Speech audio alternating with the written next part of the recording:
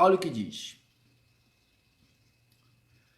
2 de Timóteo 3:14 ao versículo 17. Diz assim: Tu, porém, permanece naquilo que aprendestes, de que fostes inteirado, sabendo de quem o aprendeste, e que desde a infância sabes as sagradas letras, que podem tornar-te sábio para a salvação pela fé em Cristo Jesus.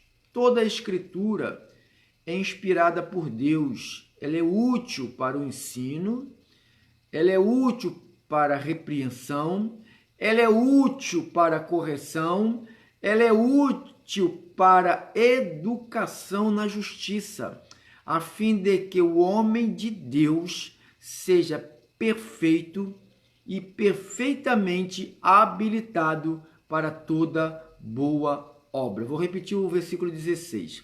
Toda a Escritura é inspirada por Deus, ela é útil para o ensino, para a repreensão, para a correção, para a educação na justiça. O tema de hoje é o tratamento que Deus dá aos seus filhos, ou seja, a correção que vem do Senhor.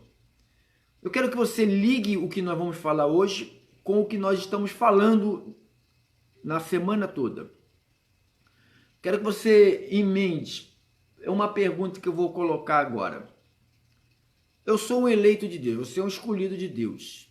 Nós falamos ontem sobre sintomas, antes de ontem, falamos sobre desviados da verdade. Agora vamos colocar esse desvio da verdade na vida de um eleito de Deus. Eu, Pedro Inácio, você aí, Marilda, você, Angelita, você Ivete, você que está aí do outro lado aí, você que está aí do outro lado dando ouvido, Elizabeth, Nara, Marcos, Cláudio, as pessoas que vão ver isto, né? Vão participar dessa palavra.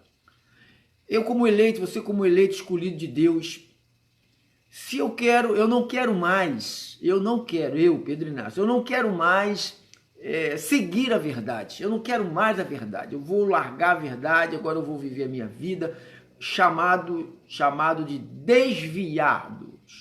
desviados, eu vou desviar. A pessoa fala, você está desviado, né? Se desviar quer dizer sair do caminho. Então eu, com a plena convicção da minha eleição, da predestinação de Deus sobre a minha vida, e eu tomo a decisão de não mais. Eu não quero mais servir a Deus. Eu, Pedro Inácio, não quero mais servir a Deus. Quero viver a minha vida, quero fazer o que eu gosto, o que a minha carne quer. Estou cansado de obedecer a Deus, não quero mais, isso não está me dando resultado. Aí eu tomo essa decisão. E aí? Será se Deus, mediante a esta minha decisão, eu como eleito de Deus vai fazer o quê? Vai cruzar os braços e vai aguardar a hora que eu bem entender para voltar? Será se Deus vai ficar esperando eu cismar, pensar, sabe? Será se Deus vai ter essa calma, né, de ficar aguardando o dia e a hora que eu, Pedro Inácio, decidi voltar à sensatez, como lemos ontem, né, em Timóteo, né? Voltar à sensatez. Será que Deus vai esperar eu, Pedro Inácio, ou você, ou outros, qualquer pessoa? Ele não vai fazer absolutamente nada. Porque você acabou de ler comigo que a Escritura ela é útil para ensino, para repreensão, para correção, para educação, para correção, repreensão e ensino. Então, será se Deus vai permitir com que um eleito dele, isso é para a gente analisar, irmão. Porque às vezes a gente tem pessoas que se afastaram, né, 1 ano, 2 anos, 3 anos, 4 anos, 5 anos, 6 anos, 7 anos, 8 anos, 9 anos, e às vezes o outro fica, ele é predestinado, ele é predestinado, ele é predestinado, ele é eleito. Não, ele é eleito. Será que se Deus cruza os braços e fica esperando o cara resolver cair em si, por si só? Se você pensar, por exemplo, guarda aqui, a passagem que eu gosto muito é Lucas 15. Aqui. Lucas 15. Lucas 15. Acha aí, pega aí. Então você vê a história de um homem, de um jovem que pede os seus bens, pede os bens do pai, porque enquanto o pai está vivo, o filho não tem direito a nada. Ó. O filho não tem direito a nada, a nada. Se o pai tem uma casa própria, a casa é do pai. E se o pai morre, a casa fica sendo para a mãe. O filho só tem direito a alguma coisa do pai e da mãe quando morrem os dois. Fora disso, ele não tem direito a nada. Ele não tem direito de pegar a herança. Que herança? Que herança? Herança só se deixa quem morreu. Como é que eu vou deixar uma herança vivo? Se eu morro, minha mulher está viva, minha mulher que é minha herdeira. Aí se ela morre, aí fica para os filhos.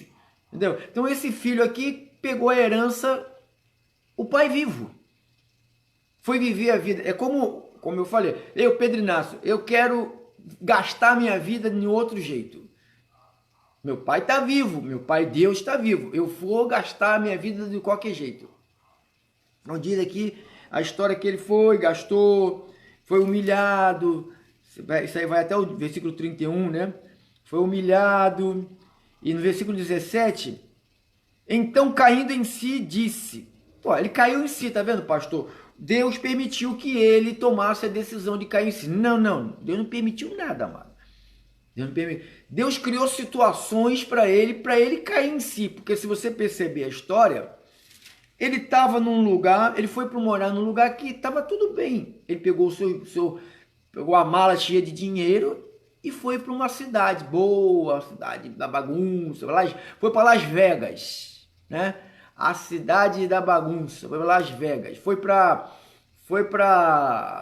vamos colocar aí pro centro de São Paulo, ou centro do Rio de Janeiro, foi para Lapa, foi morar na Lapa, onde ninguém dorme, 24 horas, farra, bebida, droga, bagunça, samba, rap. Então ele foi para lá, tudo perfeito, festa, todo mundo feliz, todo mundo rindo, sorrindo, se beijando, se abraçando, mulher com mulher, homem com homem, 3 contra 1, 1 contra 3.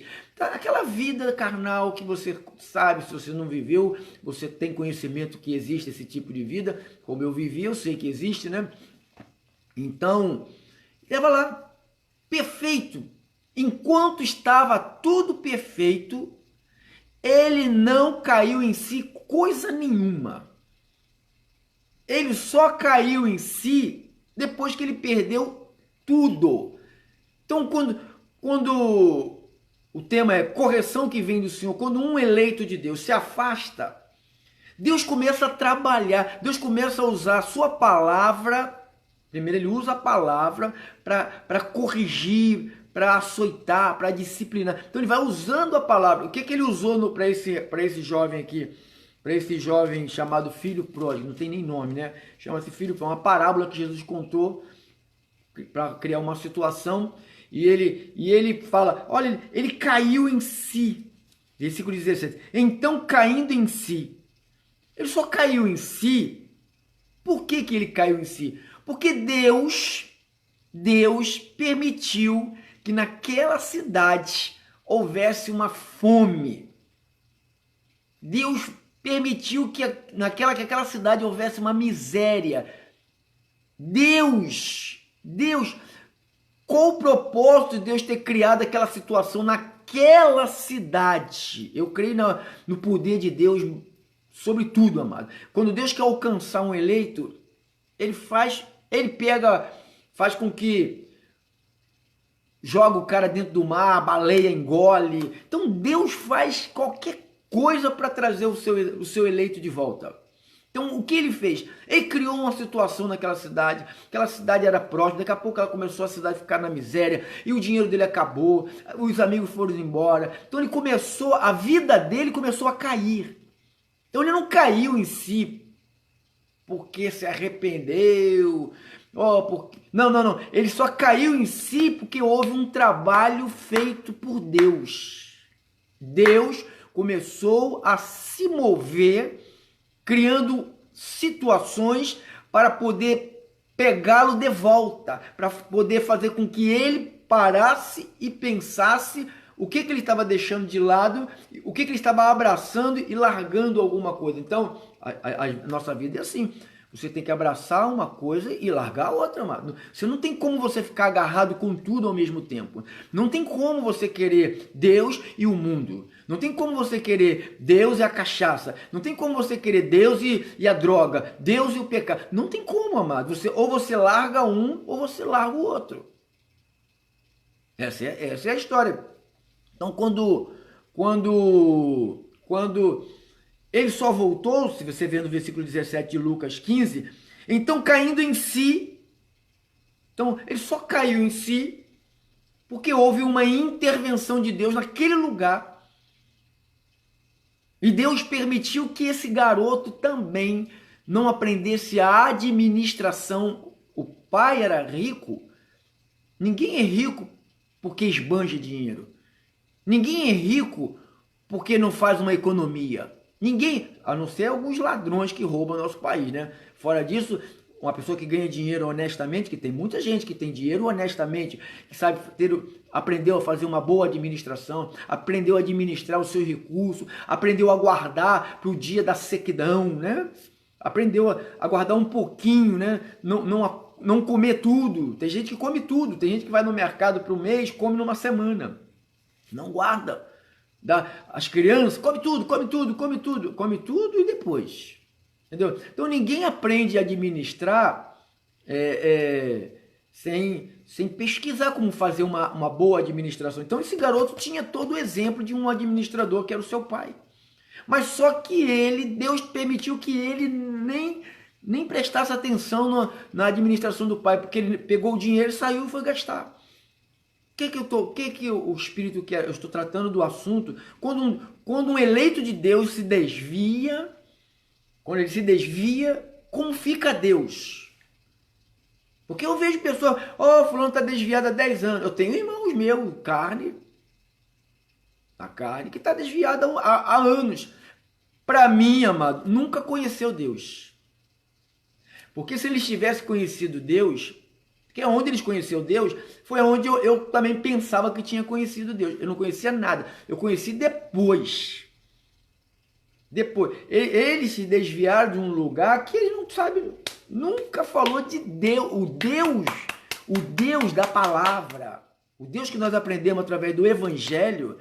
Eu nunca... Sabe o que eu aprendi lá? Corrente, campanha, monte, jejum, óleo na cabeça, levar a fitinha, levar água benta, fazer a campanha, era isso. Isso é evangelho. Por acaso, alguém que passa por isso, aprendeu o quê? Conheceu Jesus? Nunca.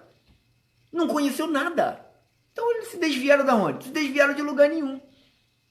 Entendeu? Então eles estão aí como sempre tiveram no mundão, nunca se desviaram de lugar nenhum. Porque se eles tivessem realmente se desviado de alguma coisa da verdade, primeiro, para se desviar da verdade, tem que conhecer a verdade. Ninguém se desvia da verdade sem conhecer a verdade. Se você está num ministério que só te ensina corrente disso, corrente daquilo, campanha disso, campanha daquilo, e bota o óleo, bota o sal, bota o enxofre, cadê a verdade nisso? Onde está a verdade? A verdade do Evangelho. Porque Paulo chamou a atenção de Pedro, falou, você não está se comportando segundo a verdade do Evangelho. Está aqui, ó, Gálatas capítulo 2, olha aqui. 11, 2, 11, ele diz: quando, porém, Cefas veio a Antioquia, resistiram face a face, porque ele se tornara repreensível. Com efeito, antes de chegarem alguns da parte de Tiago, comia com os gentios. Quando, porém, chegou, afastou-se, a fim que veio apartar-se, temendo os da circuncisão. E também os demais judeus dissimularam com ele, a ponto de o próprio Barnabé se deixado levar pela dissimulação deles. Quando, porém, vi que não procediam corretamente segundo a verdade do evangelho, disse a Cefa na presença de todos: sendo tu judeus, vive como gentio, como que obriga os gentios a viver como judeu? Tá vendo? Paulo foi lá e corrigiu a Pedro. Paulo corrige Pedro com a palavra. Então Deus, quando ele quer trazer alguém de volta à sensatez, ele usa a sua palavra. Ele usa a única arma que ele tem para falar com o eleito dele. Não é eis que vejo, eis que falo, vendedor de bala. Não é isso que Deus faz. Isso é carnalidade, isso é passatempo, isso é entretenimento, isso é brincadeira, isso não cria crentes com raízes, não cria pessoas firmes. Aí fala, desviou. Para se desviar de alguma coisa, amado, tem que ter conhecido. Quando eu ensinei, estou ensinando essa semana, desviar da verdade, sintoma do desviado. Para se desviar, tem que conhecer. Eu conheço a verdade. Você conhece a verdade. Se você deixar, você está se desviando da verdade. Mas se esse povo aí, que quando se desvia, tá na igreja um ano, daqui a pouco sai, eles não estão se desviando de verdade nenhuma. Quem que falou que sal grosso é verdade, a sombra vai passar é verdade? Quem falou isso? Está na Bíblia que isto é verdade? Não. Então não é verdade. Se não está na Bíblia que você se ajoelhar diante de uma imagem, uma escultura, sabe? Isto é idolatria, não é uma verdade. Consultar um espírito, isso não é uma verdade. A Bíblia não manda. Você entende, abençoado? Então, como é que Deus trata? Porque eu estou no assunto de Deus tratando de alguém, porque isso vai nos ocupar hoje, talvez hoje, amanhã e depois, esse assunto aqui, porque eu estava agora de manhã preparando essa aula, esse estudo, né, esse pequeno estudo, eu estava falando, meu Deus, então o Senhor intervém. Quando um eleito dele se desvia da verdade. Pastor, então aquela pessoa que ouviu a palavra, que estava no meio do lugar da palavra, aí se desviou da palavra e foi para um outro lugar que não é a palavra e passou lá 1 ano, 2 anos, tá lá, cabrito, filho da perdição, o destino deles é a perdição. O Deus deles é o ventre. Entendeu? Então, há essa diferença. Então, nós temos que perceber a diferença quando alguém que se desvia da verdade, está na verdade, aí recebe uma fábula e fica encantado, como a Igreja da Galáxia ficou, né? Em Gálatas 3, ele diz, Gálatas insensato, quem é que te enfeitiçou? Então, eram os crentes. Os Gálatas eram... Então, eles ouviram uma mensagem que enfeitiçou eles. Aí Paulo começa a usar a palavra para trazê-los de volta. Deus começa a usar Paulo para trazer os Gálatas à sensatez. Porque eles estavam fora. Eles se afastaram de uma vida de sensatez. Irmãos, nós temos agora 5 minutos. 5 minutos. Para a gente fechar, pelo menos dessas 3 ou 4 mensagem dentro desse assunto, porque nós temos muitas passagens para passar a você. Por exemplo, o que é uma disciplina de Deus? Porque Deus disciplina, né? O que é uma disciplina de Deus? A palavra disciplina vem da palavra ensinamento.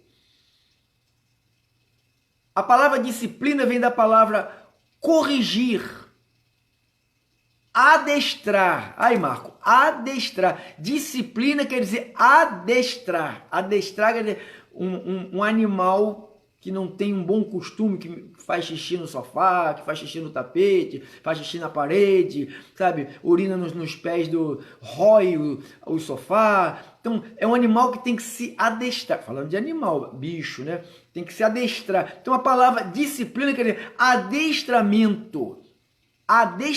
Então, se dá para se adestrar um animal que é irracional, quanto mais um ser humano.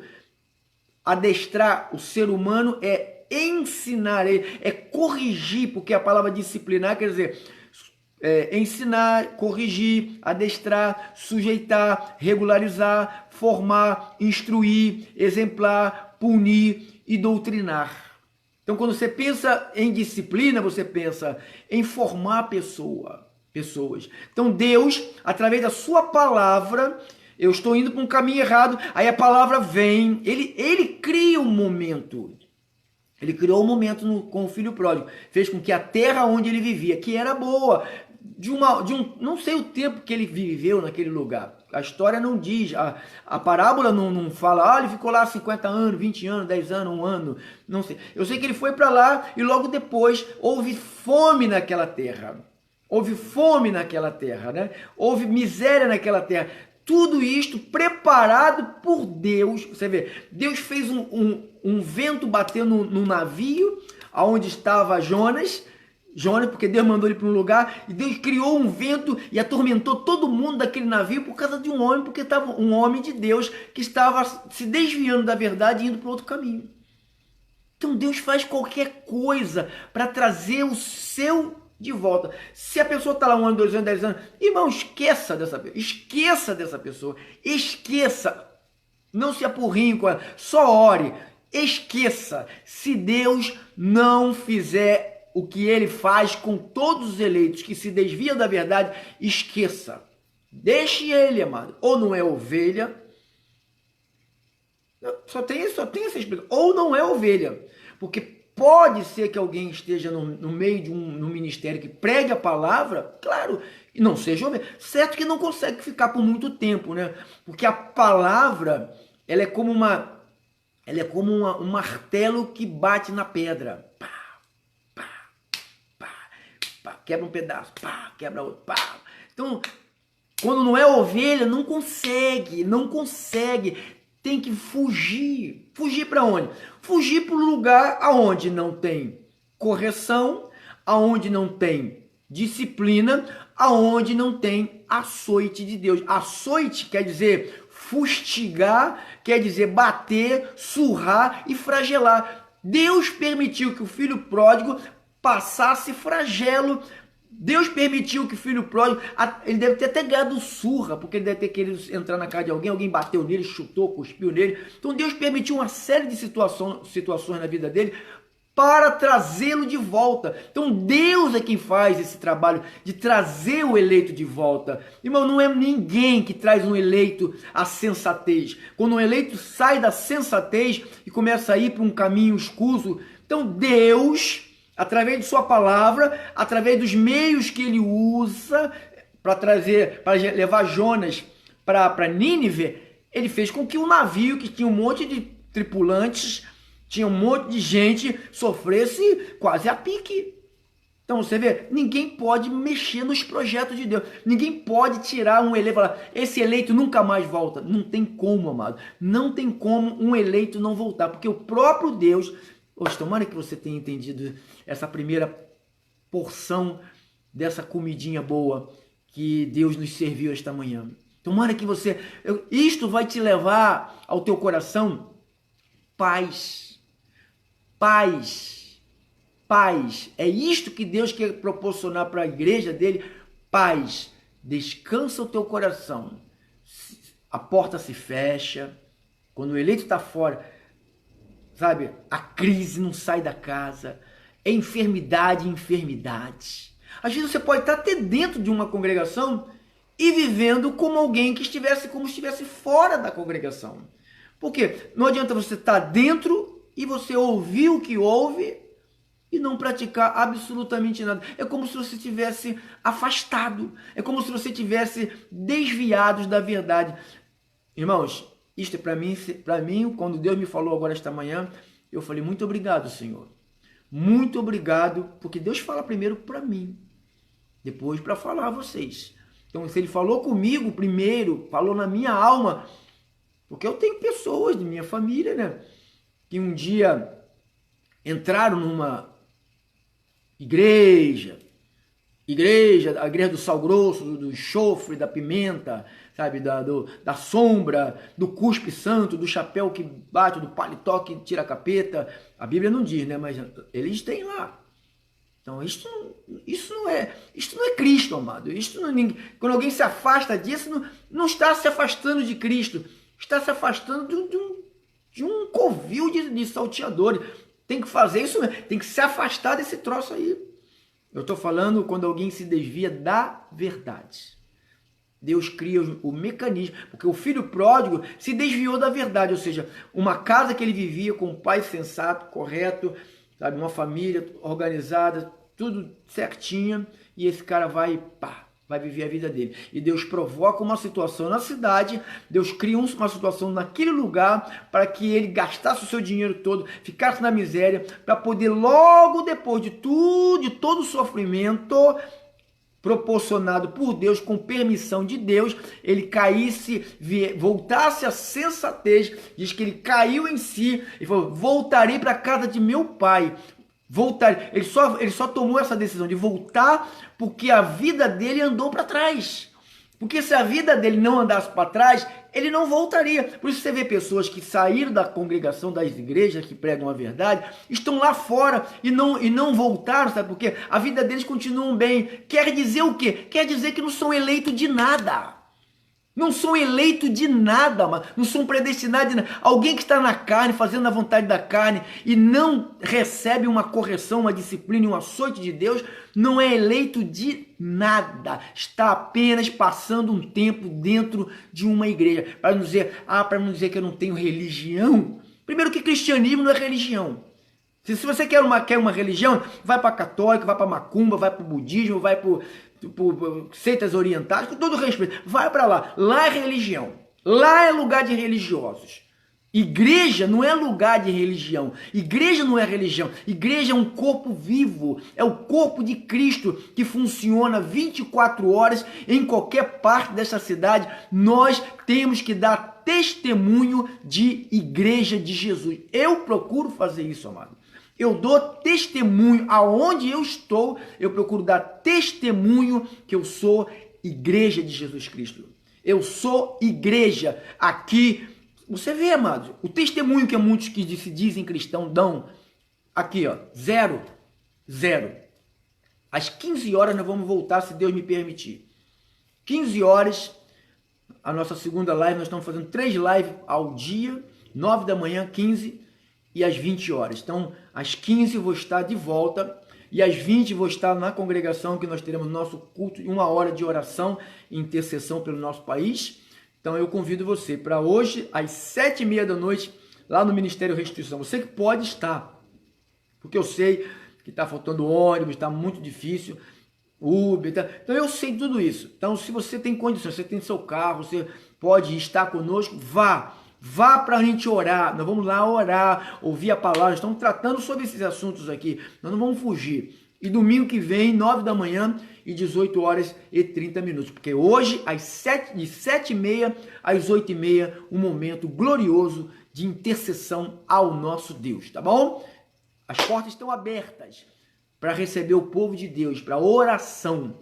Nós separamos as cadeiras, ficou cadeiras bem separadas uma da outra, para a gente poder ter um momento de oração. Fique na paz de Deus, que a saúde de Jesus, que o poder de Jesus, que a palavra de Deus que te corrige, que te disciplina, que te açoita, que te ensina, que te adestra, que regulariza a sua vida, que constrói uma vida digna da vocação a que for te chamado, com toda humildade e mansidão de um filho de Deus, tá bom? Eu amo vocês. Quero saudar meus irmãos que estão pela 92.9 e pelo aplicativo Rádio Restituição, pelo Facebook, o YouTube, o WhatsApp. Que a paz de Deus esteja sobre vocês todos. Tomara que vocês tenham entendido esse recado de Deus. Então, irmão, por Deus do céu, Eu não sei se eu consegui falar do jeito que Deus me falou a mim. Não sei, eu não sei. Mas se eu não conseguir hoje, agora, às 15 horas, eu vou tentar mais uma vez. Depois eu vou tentar às 20 horas. E eu vou tentar. Eu tenho que passar isto do jeito que Deus me passou. Da maneira que eu entendi o recado de Deus, eu quero que vocês também entendam isto. Em nome do Senhor. Saúde, paz e prosperidade. Um abraço do seu amigo, seu irmão em Cristo, Pastor Pedro Inácio. Eu sou um servo de Cristo, tá? Quem sou eu? Quem é Paulo? Quem é Apolo? Servo de Deus. Quem é Pedro Inácio? Servo de Cristo. Tá bom? Fica na paz. Um abraço para todos. Às 15 horas nós nos veremos. Se você assim quiser me suportar, eu vou estar aqui às 15 horas. Compartilhe. Fale com seus amigos, seus irmãos, deste evangelho da graça de Deus, o qual nós pregamos aqui. Tá bom? Fique na paz. Quem que está aqui? Claudinho, Gilmar, Gevaldo, Elizabeth, Nara, Marcos, Angelita, Ivete, Marilda, Leandro, Solange, Sandra, Vander, glórias a Deus, glórias a Deus, glórias a Deus, Celso, abençoado. Cadê o Celso? Parabéns, pastor Pedro, estudo da palavra, o Brasil está precisando. Glórias a Deus pela sua vida, doutor Celso. Paz e saúde para o senhor aí, tá?